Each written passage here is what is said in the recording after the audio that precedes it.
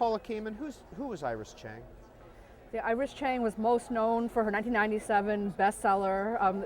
That was the book, The Rape of Nanking. And it did huge things to raise awareness about Japanese atrocities during World War II. And that was not only in Nanking that she wrote specifically in great detail about the massacre there, but it raised awareness about atrocities throughout Asia. So it became a whole movement rather than just a book in the late 90s. Was she a historian? She was both a historian and a journalist. So she didn't see them as mutually exclusive. So where she was good at the historian's tools, her big tool of hers was archives. She spent days and days buried in the National Archives and other archives. But then she also went out, confronted people face to face. So she used all those methods. Where was she from? So she was from Urbana, Illinois. We actually met in college on the Daily Illini at the University of Illinois in the mid-'80s. So then we were friends since then. And what kind of relationship did you have as friends? Yeah, at first I didn't know what to make of her, that she was always many steps ahead of me. That there was very few internships, and every time there was one, she would get it. Before I even thought of applying to it, she would have already gotten it. And that's how a lot of people on the college paper thought of her. She was always so far ahead of us. She had the idea to write for the New York Times as the U of I correspondent. She just called them up, and soon she had stories in the front section of the New York Times. And we're thinking, who does that? Just what to make of her. But then I was her editor there, and I saw just what real talent backed up this incredible nerve.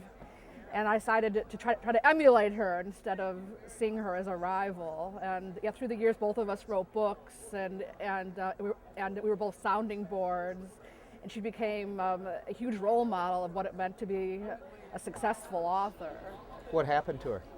So this is the reason why I wrote the book, because it was one of the most shocking things that I'd ever experienced. That she committed suicide, which seemed for no apparent reason, in 2004 when she was 36 years old. And there were lots of rumors that were swirling everywhere, that the right-wing Japanese had assassinated her. She had a lot of enemies, because of her book, The Rape of Nanking. Yeah, she was very vocal in criticizing their history books and their political leaders. There was also rumors that the U.S. was somehow behind it. That she was very active in trying to get veterans of the Bataan Death March to sue Japan for their enslavement, and the State Department wasn't so happy about that. But it turned out that she fit a lot of patterns of manic depressive illness or bipolar disorder that got worse after she had her son, which often happens with women. And was exacerbated by a lot of real pressures that were all around her. So what was your last conversation with her? Yeah, she called me just 3 days before she killed herself, and that was the first time that I ever sensed something was very seriously wrong. That I realize now it was a goodbye call. Then it just seemed like a strange, bizarre thing that I didn't know what to make of it. That was the first time I'd ever noticed her as really depressed and disconnected from reality. She was so depressed it was hard to get the words out. And in retrospect, I see that she was explaining to me why she was about to do this. She talked about a lot of guilt in ways that she had raised her son. She talked about a lot of fears that she had, and so that I had been a good friend to her, and it was very, very disturbing. But as disturbing as it was, I didn't think that her life would end a few days later. So, what did you find about Iris Chang?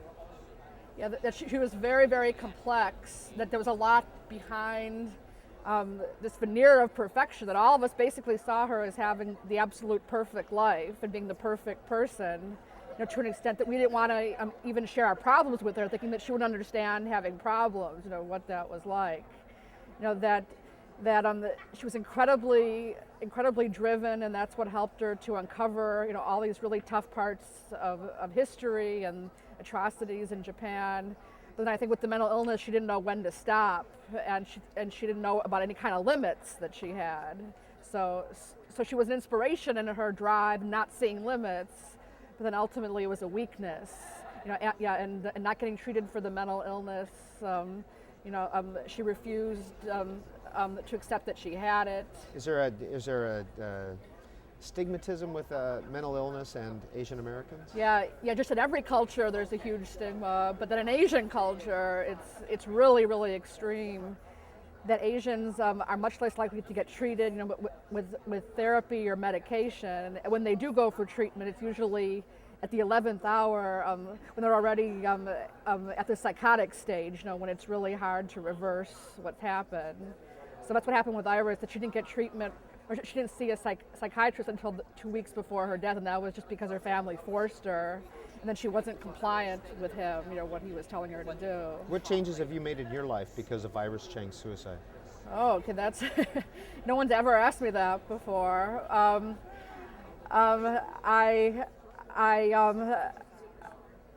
I appreciate living in the a lot of it's corny. I appreciate living in the moment. I'm having my second child in several months, and I'm looking a lot toward the lighter things in life and enjoying them. I mean, I'm going to return to writing about tough topics, but just to know my limits, and it's okay to take time off, and not be so driven, every second of the day. Besides this book, what other books have you written? I've written 3 other books. The one before this was All in My Head, about an 18-year migraine, and I blogged about that on the NewYorkTimes.com about a year ago. And a lot of that is about women in chronic pain and how it's been seen in all in our heads, and more recent research showing it as neurological.